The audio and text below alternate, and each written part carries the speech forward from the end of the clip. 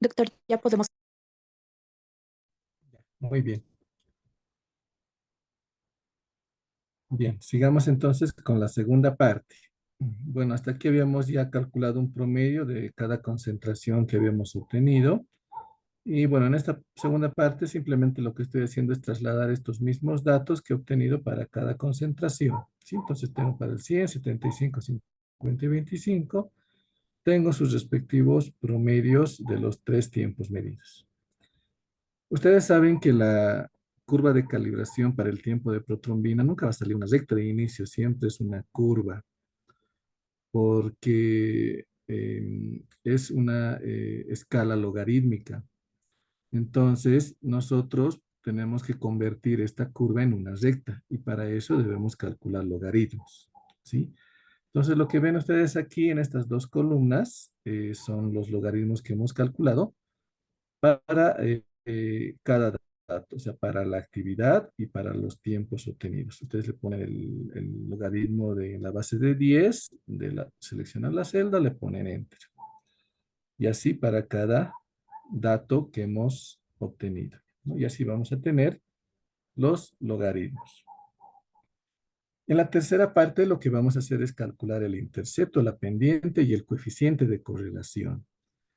De estos tres, siempre es importante que ustedes se fijen en el coeficiente de correlación. Este coeficiente de correlación me sirve a mí para poder evaluar la relación que existe entre la concentración que yo he calculado y los tiempos que hemos obtenido para cada concentración. O sea, ese coeficiente de correlación me está diciendo cómo está esa relación entre la actividad y el tiempo en promedio que hemos obtenido. Y bueno, una regla siempre nos dice que este coeficiente de correlación siempre debe acercarse a 1. Eso nos dice que la correlación entre estos dos puntos es perfecta.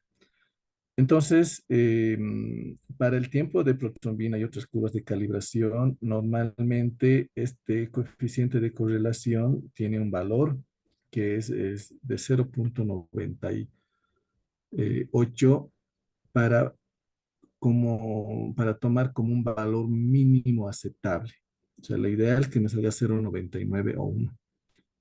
Entonces, eso es lo que ustedes deben fijarse también cuando hagan este ejercicio.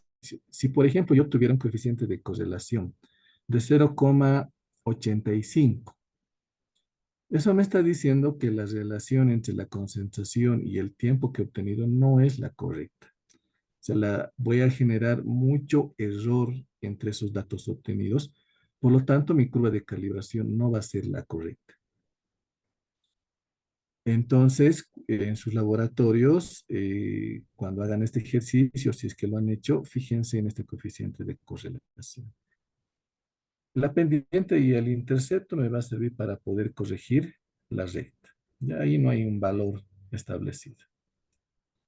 Y bueno, en este caso de esta hoja de cálculo que ustedes ven, simplemente yo le he puesto una condición, ¿no? O sea, va a ser aceptado siempre y cuando este coeficiente de correlación sea menor o igual a 98,75, ¿ya? Mayor, perdón.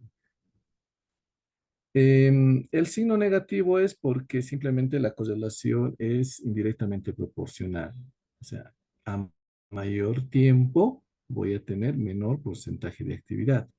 En cambio, en la glucosa, por ejemplo, a mayor absorbancia voy a tener mayor concentración. Ahí es directamente proporcional y el coeficiente de correlación en ese caso me va a dar positivo. ¿Ya? Es de ahí, es por eso el signo negativo aquí. ¿Qué más? En la cuarta parte simplemente es una tabla en la cual yo he calculado el porcentaje de actividad y el INR. Para el INR, aquí está la fórmula. Yo estoy seguro que la mayoría lo conoce. El INR es igual a un TP X sobre el TP normal o de referencia elevado al ICI. Y aquí es donde entra el valor del ICI que les decía en un principio, ¿no? Este valor que 1,14 lo voy a colocar en esta fórmula. Entonces, yo voy a tener el TP que me salga para cualquier muestra sobre el TP normal o de referencia. En este caso de mi curva de calibración, mi tiempo de protrombina normal o de referencia va a ser 13,6 segundos. Esa es la referencia que se ha hallado en mi laboratorio, en mis condiciones y con el equipo que esté utilizando, con el método que esté manejando. Como les decía, puede ser manual, semiautomatizado o para un equipo automatizado. Entonces, de ahí yo voy a tener el INR. Y siempre se espera que para este 100% de actividad, para 13,6 segundos, el INR va a ser de 1. Entonces, en esta tabla, por eso es que yo ya no pongo el 13,6, sino empiezo de un valor superior. Y ya ustedes pueden ir jugando con la diferencia de tiempo. Aquí simplemente también le van a poner el logaritmo en base 10 para este dato del tiempo y el logaritmo, perdón, aquí la concentración vamos a calcular del logaritmo que estamos calculando menos este mismo dato sobre este mismo dato. ¿Ya? De esa manera yo estoy corrigiendo la gráfica, o sea, estoy utilizando los valores de la pendiente y el intercepto, ¿no? Y voy a calcular la actividad. Entonces, ustedes tienen ahí las fórmulas. Esto les voy a dejar para que ustedes lo puedan revisar con calma y aplicar en sus laboratorios y modificar con los datos que ustedes obtengan. ¿Ya? Entonces, ahí están las fórmulas. Aquí en esta parte me aparecen las fórmulas, qué celdas estamos manejando. Estos símbolos que ustedes ven de una S con una línea es para fijar la fórmula. ¿Ya? Hay que fijar la fórmula cuando yo voy a tener una variación simplemente en un dato y no en los dos. Entonces, para no crear un error ahí de cálculo en el Excel, se fijan las fórmulas. Entonces, de esa manera yo voy a tener ya la actividad para cada tiempo que yo vaya estableciendo. Esta tabla, si yo tengo un equipo automatizado, por ejemplo, el equipo automatizado y el semiautomatizado ya automáticamente me va a calcular la actividad, pero yo para una forma de control podría tener esta tablita impresa y poder verificar las actividades que mi equipo me da. Entonces, así yo estoy teniendo un control sobre el análisis que mi equipo está realizando. Y estos mismos datos, fíjense, yo he impreso hasta el 40, estos datos yo los puedo imprimir y los puedo comparar también con la tabla que viene, bueno, si es que viene en el reactivo que yo estoy comprando. Muchos reactivos no me dan esta tabla, simplemente me dan el inserto de cómo reconstituir el reactivo, me dan el valor del ISI y me dicen las recomendaciones de cómo hacer una curva de calibración, qué concentraciones preparar y algunas otras recomendaciones para el uso de la metodología. Pero hay algunos, por ejemplo, como Human, que sí todavía dentro de los insertos proporciona una tabla parecida a esta, donde está el tiempo, la actividad y el INR.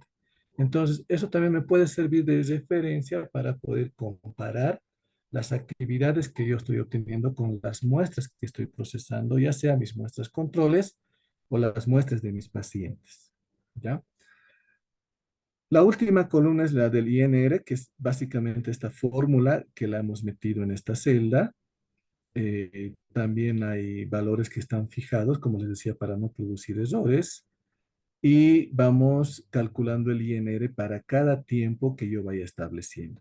Entonces, así también como la actividad, este valor del INR yo también lo puedo comparar con la tabla de mi inserto o con los valores que me dé mi equipo semiautomatizado o el automatizado.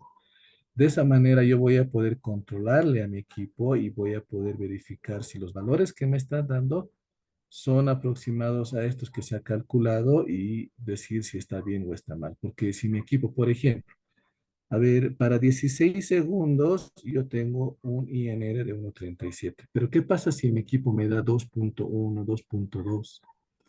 Está muy alejado, entonces yo digo, algo está mal y tengo que calibrar mi equipo. De repente tengo que fijarme los calibradores que estamos manejando, cómo están la precisión en el equipo, cómo está la estabilidad de la corriente del suministro eléctrico, etcétera. Entonces, por eso es que es necesario que yo pueda tener esta información a la mano para poder verificar el funcionamiento de mis equipos. Entonces, bueno, hasta ahí es el tema de la curva de calibración, pero esto no queda ahí. Eh, Esto me va a servir, como les decía, para poder controlar cómo están funcionando mis equipos, qué resultados me están arrojando. Pero a eso yo debo sumarle la gráfica control. ¿Ya? Yo lo tengo aquí diseñado en Excel. Ustedes lo pueden manejar ya sea en su equipo, con un software, o si quieren lo manejan así de una manera manual con un Excel que se lo puede diseñar fácilmente. Entonces tengo la curva de perdón, la gráfica control para el control normal y para el control patológico. Ustedes saben que igual que en bioquímica clínica, en pruebas de coagulación, nosotros tenemos muestras controles de un nivel normal y de un nivel patológico. Entonces, es importante que también manejemos esto en el laboratorio. ¿Por qué? Porque así yo voy a poder observar el comportamiento de mi método a lo largo del tiempo. Porque si no tengo esto, va a ser muy difícil que yo pueda detectar los errores que se vayan produciendo. Entonces, no me va a servir de mucho tener mi curva de calibración, le ha hecho, me ha salido bonito, está todo ok, pero ¿qué pasa en el tiempo? ¿Cómo se está comportando mi equipo? ¿Cómo se está comportando el método? Si hay o no hay errores, y si hay errores, ¿qué tipo de errores se están produciendo? Entonces, es importante que ustedes tengan estas gráficas controles. Hay algunos laboratorios que a veces me escriben y me hacen algunas consultas y yo siempre les pido su curva de calibración y les pido sus gráficas controles para poder hacer un análisis más detallado y poderles ayudar en cuanto a los errores que se vayan produciendo. Pero si no tenemos esta información, es difícil que les podamos colaborar de una mejor manera. Estas gráficas, controles, las voy a elaborar por lo menos con 20 datos. Aquí yo tengo 25 porque estamos manejando un protocolo de la EP15 A3 y este protocolo de la CLCI me dice que yo tengo que tener 25 mediciones, 5 mediciones por día por 5 días. De ahí yo voy a buscar si tengo datos atípicos o datos aberrantes y si no los tengo, voy a calcular el coeficiente de variación, lo voy a comparar con la especificación de calidad que se tiene en el laboratorio y si todo está ok, entonces voy a utilizar esos 25 datos y voy a calcular. Como ven aquí el promedio, mi desvío estándar, mi coeficiente de variación. Y voy a calcular mis límites promedio más menos un desvío estándar, más menos dos desvíos estándar y más menos tres desvíos estándar. Y mi gráfica queda de esta manera. Y bueno, cuando yo ya tengo esto, pues voy a ir adicionando los datos, la fecha y los resultados que yo vaya obteniendo. Por ejemplo, no sé, 12.2, 13, 11.5, 12.6, 12.8, 12. Como ven, ahí se va graficando, ¿no? Entonces, fíjense aquí, de un extremo me he ido al otro y luego vuelvo hacia otro extremo, por encima del promedio. Entonces, ese es un error aleatorio.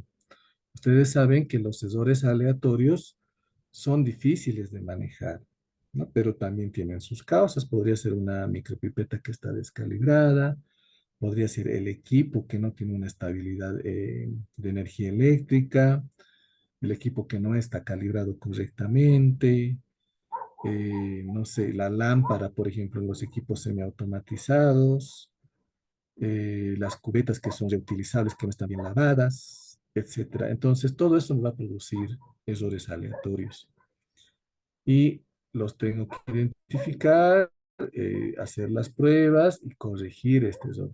De manera que yo tenga una gráfica más o menos con valores que oscilen por debajo y por encima el promedio, ¿no? Entonces, 12 puntos, a ver, 2, 12, 12.7, más o menos así yo tendría que tener una gráfica, ¿no?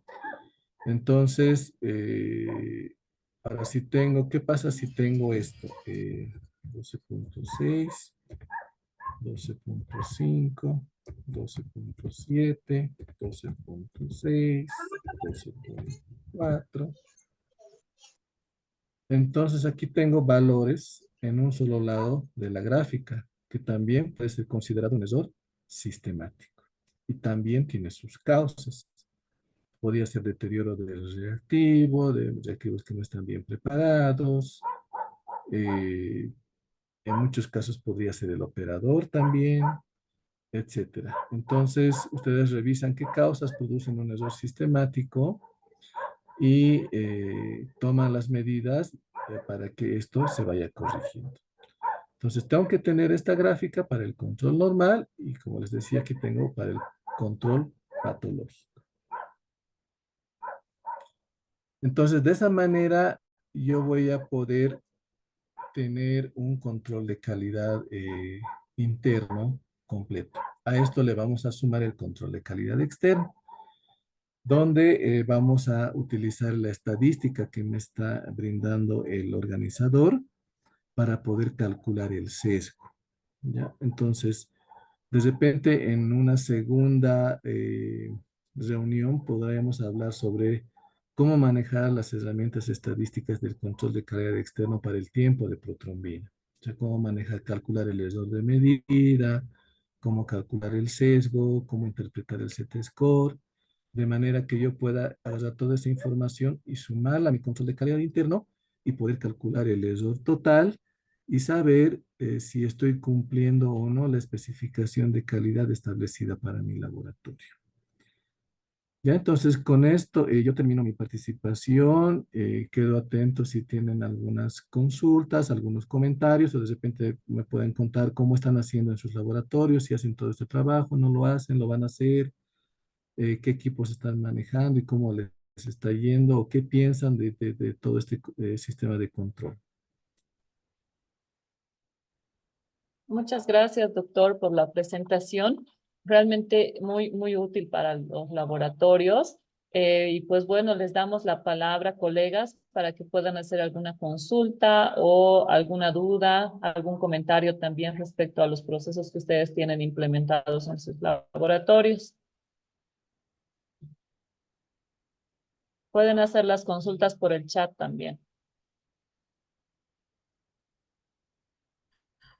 Buenas noches, una consultita. En el caso de los, evidentemente el doctor explicó que es importante hacer una curva de calibración, ¿no? Pero en el caso que ya el inserto del mismo reactivo me venga con una curva de fábrica, en caso de, por ejemplo, yo tengo equipo semiautomatizado, entonces colocamos esa curva que nos viene en el inserto de reactivo. Ya, sí, podría configurarlo, pero lo que usted tiene que hacer es verificar que esa curva de calibración esté funcionando correctamente en su equipo.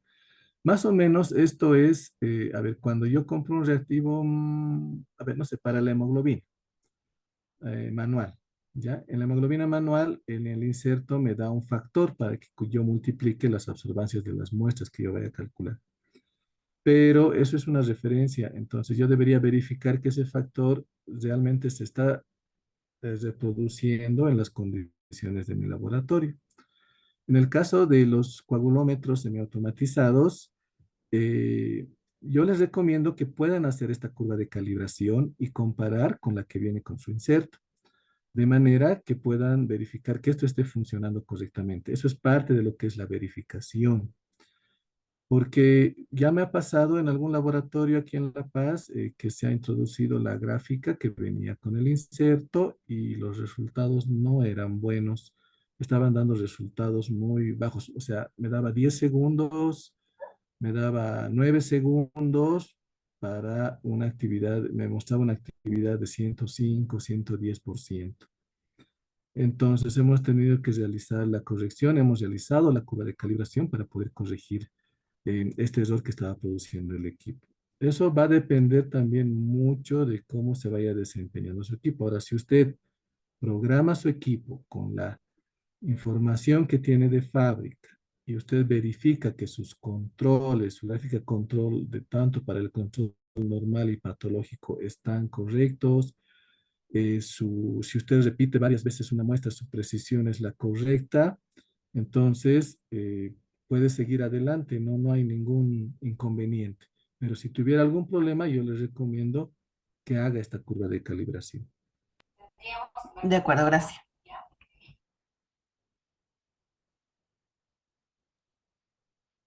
Gracias, doctorita, por la participación. No sé si alguien más, alguna otra consulta o comentario.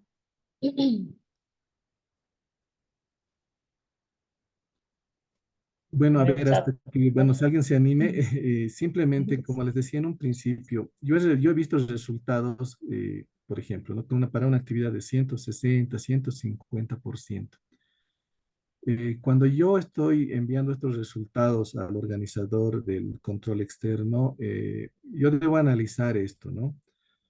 Eh, ¿Es real este resultado? ¿Qué está pasando con mi equipo? Correr, como les decía, siempre mis muestras controles, si están dentro de los rangos que se han eh, calculado para el laboratorio, o de repente simplemente con los rangos del fabricante que viene en el inserto de las muestras controles.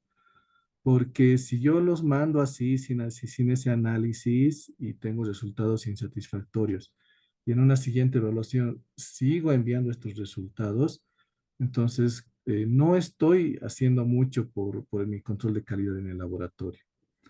Entonces ahí yo les pido, por favor, aquellos laboratorios que han tenido resultados insatisfactorios y cuando reciben el informe, ven que yo he informado 150% y el valor de consenso era, por ejemplo, no sé, 95%, entonces yo debería investigar qué es lo que ha sucedido, por qué he obtenido este resultado y cómo está el desempeño de mi método. Ahora, si ustedes no tienen un control de calidad interno establecido en su laboratorio, eso va a ser muy difícil, ¿no? Entonces, yo no puedo hacer una evaluación del desempeño de mi método simplemente con resultados muy aleatorios. Necesariamente debo tener un control de calidad interno diseñado en mi laboratorio y evaluado periódicamente según lo que ustedes vayan estableciendo en su documento de control de calidad interno. Y bueno, como les decía, a eso le van a sumar el control de calidad externo. ¿Ya? Entonces, y lo mismo, he visto resultados muy bajos, por ejemplo, ¿no? Entonces, son datos extremos, tanto los bajos como los altos, y esos hay que analizarlos, hay que investigarlos, porque están obteniendo estos resultados, siendo que están utilizando una misma marca para un cierto reactivo. Muchas gracias, doctor, por las recomendaciones. No hay ninguna pregunta en el chat, pero sí valga la recomendación que decía el doctor Cortés de que antes de enviar sus resultados, denle una revisadita, miren, puede ser que por ahí tengan errores de transcripción, estos laboratorios que han mandado datos tan extremos. Verifiquen y complementen con el resultado del control de calidad interno. También me permito dar la palabra a la doctora Yailin, que es la responsable de área del programa de evaluación externa de la calidad, para que haga algunos comentarios. Doctorita, puede activar su micrófono. ¿Cómo están? Muy buenas noches a los presentes. Apoyar al doctor Cortés, ¿no? En lo que mencionó. Muchas veces los resultados que nosotros ya hemos recibido son muy extremos y no son lógicos con la actividad humana que se presenta muchas veces y tampoco con el tipo de muestra que enviamos. Y bueno, estos errores generalmente pueden ser una causa de que la conversión que se hace de segundos a porcentaje, se utilizan a veces fórmulas que nosotros sacamos de páginas X que están en base a, bueno, a ciertos criterios que nosotros no tomamos en cuenta en los laboratorios. Entonces, ahora con lo que nos ha explicado el doctor Cortés, incluso de cómo hacer esta conversión de segundos a porcentaje, me gustaría mucho que lo aplicáramos y así reducir estos valores extremos que también afectan dentro de la evaluación general de grupo. Si ustedes tienen consultas o dudas, comuníquense con el PEC antes de enviar el resultado, no mientras está haciendo la evaluación. Y siempre verifiquen, entendemos que hay errores, muchos errores de conversión que se nos pueden ir. Y nosotros también tratamos de comunicarnos y que durante este periodo de evaluación estén atentos a sus correos, ya que por ese medio o por esa vía nosotros nos contactamos para que puedan aclarar estos errores que a veces son más que todo de conversión, más que del proceso como de medición como tal. Entonces, a todos los laboratorios instar a que consulten, hagan sus preguntas antes de enviar sus informes para que la evaluación final pues salga robusta y salga bien para todo el grupo PAR, ¿no? Gracias. Muchas gracias, doctorita. Muchas gracias, doctor, también por la presentación y a los colegas que han participado igual. Esperamos que esto les ayude a mejorar, que puedan ir implementando poco a poco las diferentes herramientas que les vamos brindando a través de la experiencia, en este caso del doctor Cortés, bueno, nos ha plasmado de manera muy práctica la información. Y pues bueno, en todo caso nos estaríamos viendo en una siguiente retroalimentación en el ciclo 2, en este caso de Mostasia. Y pues muchísimas gracias. Gracias, doctor Cortés. Como en el chat también le están agradeciendo por toda la información. No sé si tiene algo más que comentar antes de cerrar la sesión. Sí, algo que me olvidaba, por favor, si alguien lo está haciendo, no lo haga más. Em, Tiene el tiempo en segundos para el tiempo de protrombina y hace una regla de 3 para calcular la actividad. Eso es incorrecto, porque precisamente les decía, la gráfica, la curva de calibración, perdón, para el tiempo de protrombina no es una recta. Sí, es una curva que yo debo aplicar una escala en doble logaritmo para poder corregir esta recta, esta curva a una recta. Entonces, no es una regla de 3 que yo puedo aplicar para poder calcular la actividad. Entonces, si no tienen esta curva de calibración, entonces ahora ya la pueden elaborar con esta información. De repente hay gente que maneja mucho la estadística y estas hojas de cálculo y de repente puede sacar más información de esto y mejorar esto, ¿no? Entonces yo simplemente les comparto el trabajo que se viene haciendo en el laboratorio porque es parte de nuestro sistema de control de calidad que lo venimos manejando. Esta es una curva anterior, ahora tenemos otra porque se ha cambiado de reactivo. Y siempre que ustedes tengan cambios importantes como lotes, peor marca de reactivo o cambio de equipos, yo les recomiendo que puedan hacer su curva de calibración para poder verificar que se pueda mantener el buen desempeño del método. Y nuevamente repito, a eso súmenle sus gráficas controles, ya sea de forma manual, con un software o en su equipo automatizado. ¿Ya? Eso nos va a brindar mucha información y nos va a dar seguridad de los resultados que estamos obteniendo. Algo que también les menciono es que como se envía una misma muestra a todos los laboratorios, deberíamos esperar siempre que todos den un resultado similar. Independientemente, por ejemplo, si en un laboratorio A yo tengo para mi tiempo de referencia 11.5 segundos, entonces se asume que la actividad es 100% y el INR es 1. En el laboratorio B voy a tener 13.7 segundos. La actividad va a ser 100%, el INR va a ser 1. Y en el laboratorio C voy a tener 14 segundos, la actividad va a ser 100%, el INR va a ser 1. Entonces, no debería haber una gran variación, o sea, el coeficiente de variación ahí no debería ser grande entre estos tres laboratorios, independientemente de su referencia para el tiempo en segundos. Por esa razón que el tiempo no se puede estandarizar, en cambio la actividad y el INR sí. Entonces, nosotros esperamos que la mayoría de los laboratorios obtengan resultados muy parecidos para una misma muestra.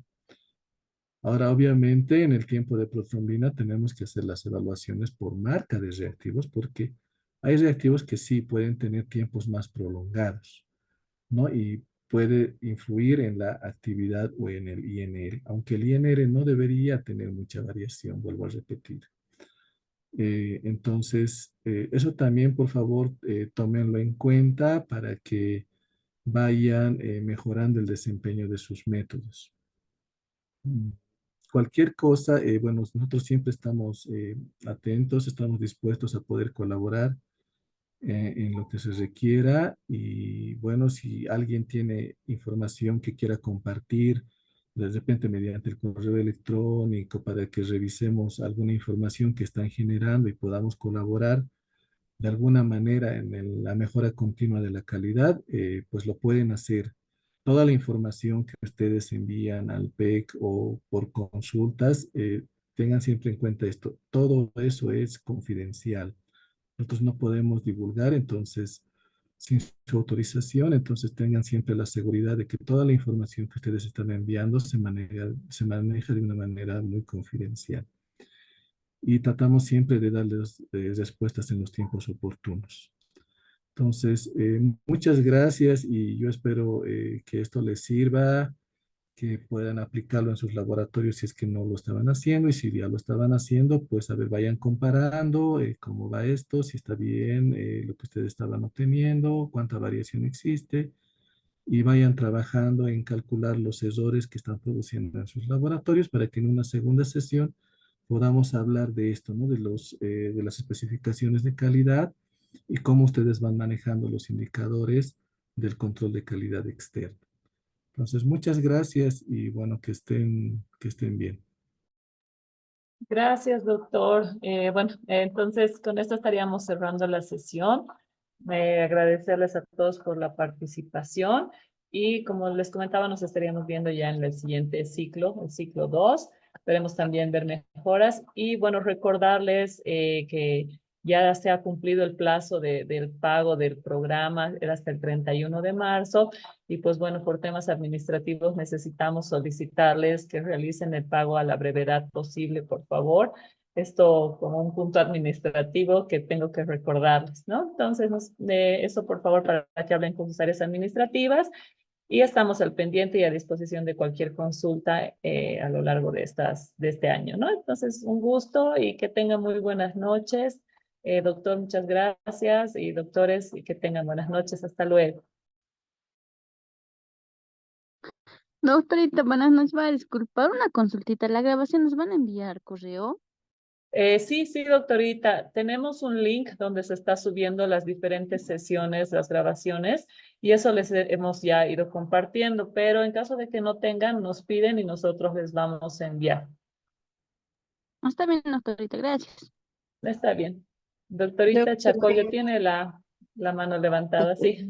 sí, Ahorita por acabo favor, de ver. quería hacerle una consulta al doctor. Em, yo en mi laboratorio trabajé para hacer esta curva con calibradores que me entregaron porque compramos el equipo semiautomatizado y ya nos entregaron los calibradores incluidos. Entonces, me llamaba la atención de que en el calibrador, que es el calibrador 1, el porcentaje me indica 109 y, y también me llama la atención que estemos reportando mayor a 100% la actividad. Yo, bueno, en los cursos algunos cursos que yo pasé, se puede informar como tope, nos indicaban solo en 100%. Eh, Eso, doctor, no sé en los pacientes cómo se trabaja. Por decir, si mi valor testigo de mí es 11 segundos con un 100% de actividad y el INR 1.0, si en caso me saldría, por decir, 10 segundos punto 4 el TP y la actividad me sale mayor a 100, por decir, me saldría 116 más o menos, entonces se reportaría la actividad de 116. Ya, muy bien. Primero, hay que tener cuidado con con los calibradores o muestras. A veces, bueno, viene como calibrador, pero en realidad es una muestra control que estoy manejando, ¿verdad? Puede ser de un nivel normal o patológico. Normalmente las muestras que no son patológicas, que son normales, van a tener una actividad muy cerca al 100%. Como usted decía, puede ser 109 o puede ser algo menos, ¿ya? Pero esto yo lo tengo que manejar como una muestra control y con esta muestra es la que tengo que realizar mi curva de calibración. Respecto a la actividad, nosotros sabemos de que hay un rango, ¿no? De 70 a 110%. Ese es el rango normal, podemos decir, para una muestra que no presenta ninguna alteración. Entonces, va a depender mucho de cómo nosotros esto vayamos estandarizando en el laboratorio.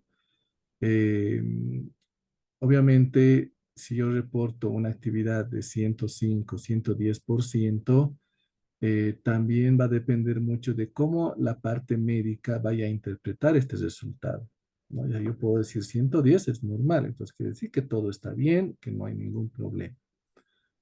Pero eso me parece que en la mayoría de nuestros laboratorios no se reporta así por más que yo tenga una actividad superior al 100%. Entonces, en muchos casos se opta por la opción de que si me da una actividad de 105 o 110%, que es el valor límite, yo debería informar como 100%. Entonces, porque ahí en ambos casos, ya sea que yo le informe 110 o 100% de actividad, bueno, estamos diciendo que no hay ninguna alteración con ese paciente. Pero como les decía, va a depender mucho de cómo ustedes estandaricen el informe de sus resultados en sus laboratorios y cómo trabajan con la parte médica para no tener ese problema. Es lo mismo que en los resultados, hay algunos laboratorios que me decían, yo no informo la actividad, solo informo el tiempo y el INR. Otros informan el tiempo, la actividad y el INR. Eso también depende de cómo se haya trabajado esta parte con el entorno laboral, con la parte médica. Nosotros sabemos que el porcentaje de actividad me va a evaluar el tema de la producción de los factores de la coagulación en el hígado. Y el INR principalmente me va a servir para poder evaluar a los pacientes anticoagulados, ¿verdad? Para manejar esa dosis que se le está dando a este paciente en relación al medicamento que esté recibiendo, como por ejemplo la warfarina. Entonces, si yo tengo un INR, no sé, de 3, de 4 y le reporto eso al médico, el médico va a tener que ajustar su dosis para no producir mayores complicaciones en el paciente. Entonces, si yo tengo un paciente anticoagulado, yo debería informarle simplemente el INR porque el médico no debería afectarle el tiempo y la actividad. En cambio, en un paciente, por ejemplo, con una hepatitis, sí me interesa conocer la actividad, porque yo tengo que saber cómo está trabajando ese hígado y cómo está produciendo los factores de coagulación. Entonces, vuelvo a repetir, este tema es algo de estandarizar el informe del laboratorio. Y ustedes deberían tener un documento en donde están declarando cómo el laboratorio va a interpretar si yo tengo actividades mayores al 100%, si los voy a informar solo como 100 o como el resultado que me da y cómo se transcribe esto en el informe final. Eh, Eso es lo que puedo decirles respecto a esta variación que puede existir respecto al porcentaje de actividad en algunos equipos. No sé si quedó claro o todavía hay alguna duda. Sí, está bien, doctor, muchas gracias. Ok. Por favor, yo tengo Bueno, una consultita más, por favor. Sí, sí, sí. Para el tema de los grupos pares que mencionaba, por ejemplo, hoy yo metí mi resultado y bueno, no me había percatado en el anterior, en la primera muestra, pero ahora sí. Por ejemplo, yo tengo el semiautomatizado, el Cuatrón, pero supongo que están evaluando la metodología que usa el Cuatrón, ¿no? Porque puede ser diferente modelo. Me explico, el tipo de cuatrón hay cuatrón X y cuatrón top, si no me equivoco. Entonces era para ver si no había variación ahí con los grupos par, que yo reporté, digamos, cuatrón X y otro laboratorio cuatrón top. ¿Y cómo le fue en su evaluación? Sí, hubo como 5, creo, si no me equivoco, pero no sé si te está tomando en cuenta ese detalle específicamente del modelo como tal, no la marca. Eso, a ver, no sé, la doctora Lisset tal vez podría explicar ese tema de la evaluación, pero como mencionábamos en un principio, vamos a trabajar, vamos a modificar un poco la evaluación para las siguientes rondas o siguientes ciclos, porque tenemos que tomar en cuenta, les decía, la marca del reactivo que están manejando, porque puede haber una variación asociada a esta marca.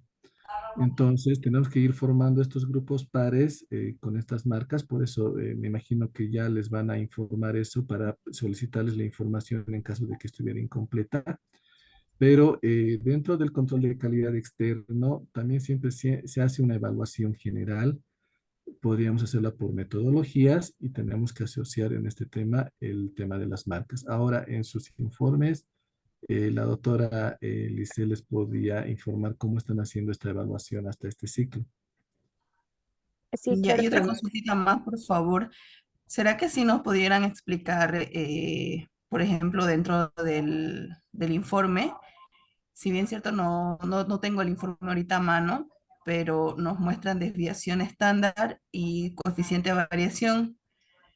Quería saber si ese coeficiente de variación obviamente es correspondiente al grupo par, pero en todo caso para poder hacer una evaluación, quizás que yo revise qué fue lo que cometí el error, digamos, ¿no? En si de caso que me haya salido insatisfactorio, poder revisar las posibles causas y corregir mi nuevo valor para levantar una no conformidad, si tuviera algún otro parámetro adicional para que podamos sacar un nuevo cálculo de desviación estándar y coeficiente en base al nuevo resultado que nosotros hayamos sacado, ¿no? Obviamente no va a cambiar la nota que nos dieron o la evaluación, pero sí, si yo corrijo, veo cuánto sería mi desviación y mi coeficiente, como se hace en otros controles externos. No sé si me dejo entender.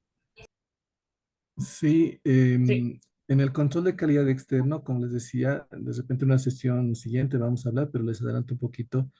Cuando yo tengo un resultado insatisfactorio, hago el análisis y bueno, repito el ensayo y tendría que volver a calcular mi Z-score o el índice de desviación estándar. Ahora, deberíamos manejar el Z-score.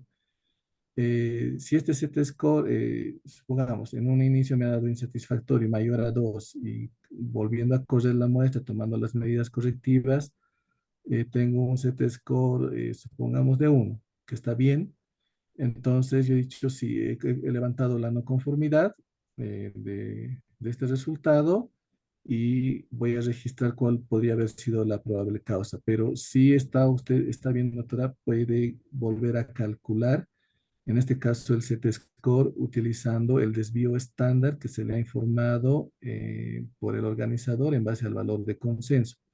El coeficiente de variación lo que me está mostrando es la variabilidad que existe entre este grupo par, ver cuán alejados están los datos. Es simplemente eso, pero lo que a mí me interesa más es el valor de consenso y el desvío estándar para poder calcular mi Z-score y tomar las medidas correctivas y llenar mi formulario de no conformidades. Doctor, si me permite ahí un poquito aportar al respecto de la primera consulta, como les habíamos comentado, en este primer ciclo nos ha permitido hacer un análisis de los grupos pares. En los grupos pares, si mal no me equivoco, doctorita, lo que usted nos comenta es el equipo, ¿no? El cuatrón, que es un equipo semiautomatizado, pero no es un equipo cerrado. Entonces, usted utiliza un reactivo de una determinada marca. Entonces, ahorita los grupos pares que estamos identificando está en función a la marca del reactivo. Y al inicio de la sesión les había comentado que para unos siguientes ciclos vamos a hacer unas modificaciones tanto para principalmente para los laboratorios en los que las marcas de los reactivos que utilizan son un laboratorio o son 2 o 3 laboratorios, porque ese número no nos alcanza para hacer un análisis estadístico del grupo PAR. No, o sea, es muy poquito. Entonces, ahí vamos a hacer algunas modificaciones que les vamos a comunicar ya yo estimo una siguiente reunión de manera más detallada, porque en este primer ciclo hemos visto justamente estos detalles y pues la idea es mejorar tanto ustedes como nosotros, ¿no? Y que ustedes, como usted bien menciona, tenga esta información para hacer sus correcciones. Ahora, el punteo que dio el doctor Cortés respecto al recálculo que ustedes pueden hacer a partir del Z-score, volviendo a correr la muestra, qué sé yo, esto es válido para que ustedes puedan hacer sus correcciones, pero si usted se refiere a un valor o un requisito de calidad que brindan algunos programas, algunos programas, también algunos PECs, en ese caso nosotros de momento, como es un programa nuevo para nosotros, recién desde el año pasado lo estamos implementando, todavía no tenemos ese valor, ¿no? Este requisito de calidad que obtenemos que se pueden generar a partir de los programas. Eso estamos trabajando. Ya más adelante, durante el año, les vamos a mostrar resultados de esto, pero en un inicio nos estamos haciendo con química sanguínea, que es donde tenemos más participantes y más laboratorios. Y pues seguramente a lo largo del tiempo vamos a poder obtener estos valores en lo que es hemostasia una vez que tengamos más datos, ¿no? Porque para llegar a ese dato necesitamos una serie de información retrospectiva. Entonces, esos 2, doctora, se tendría que tomar en cuenta. Y como le digo, el grupo PAR va a estar en función a la marca, porque o sea, si su equipo es abierto, entonces usted puede utilizar Tromborel, podrá utilizar Teco, podrá utilizar, no sé, varias marcas que existen en el mercado, y existen varias, les comento. Con nuestra evaluación hemos visto una cantidad importante de marcas, entonces usted va a poder utilizar esas marcas, ¿no? En su equipo si es abierto, y lo que es su grupo PAR va a estar más en relación a la marca, en este caso, que al equipo. Eso como comentario, doctora, y pues gracias, doctor, también por los aportes. No sé si está claro, doctorita. Sí, un poquito. Lo que pasa es que a mí me genera un poquito de cómo poder sacar la estadística para, por ejemplo, estoy trabajando en implementar el tema de una metodología para poder ver mi error total. Entonces, si yo puedo ver mi error total a nivel de mi control interno referente a mi control externo, ¿no? Y poder sacar mi sesgo. Entonces me interesaría mucho esos datos para poder evaluarme internamente, ¿no? Sí, una aclaración respecto al error total. El control de calidad interno me va a permitir calcular mi precisión, mi error aleatorio. Y el control de calidad externo me va a servir para poder calcular mi error sistemático, que es el sesgo. Entonces, ustedes saben que el error total es la suma del error aleatorio más el error sistemático. Y ese error total, calculado en el laboratorio, lo voy a comparar con una especificación de calidad. Como decía la doctora Claudia, algunos programas en el mundo pueden brindar esta información sobre una especificación de calidad que se conoce como el error total aceptable en base a los datos que se obtienen de los laboratorios participantes. Para esto necesitamos gran cantidad de datos y hacer todo un análisis estadístico para poder obtener estos valores que podrían ser de referencia para los participantes. Pero si yo no tengo esa información de un programa, yo puedo trabajar con una especificación de calidad de otro organismo, por ejemplo, esta CLIA, variabilidad biológica, la Silivac, etcétera, donde yo tenga la información para el analito que estoy evaluando. Ese error total aceptable me va a ser la referencia para mi laboratorio, y cuando yo calcule mi error aleatorio y mi error sistemático y calcule mi error total, este error total lo pueda comparar con esa especificación. Ya, entonces, eso tiene que estar muy claro para no crear confusión, digamos, dentro del laboratorio, Y como les decía, en una siguiente sesión vamos a hablar de eso y lo voy a mostrar también así con ejemplos, con las fórmulas que ustedes necesitan para poder calcular estos errores. El sesgo tiene que ser calculado con mínimamente 6 datos del control de calidad externo. Si yo voy a trabajar solo con un dato, estaría calculando solo el error de medida. Eso también hay que diferenciarlo. Entonces, vuelvo a repetir, esto lo estaríamos dejando para una siguiente sesión. De repente hacerlo un poquito antes si es que lo necesitan. Eso va a depender mucho de la doctora Claudia, cómo lo va a organizar esto en los tiempos. Y ahí les estaría explicando esta parte para que ustedes puedan tener toda esa información de una manera clara y lo puedan aplicar en sus laboratorios. Súper, muchas gracias, doctores.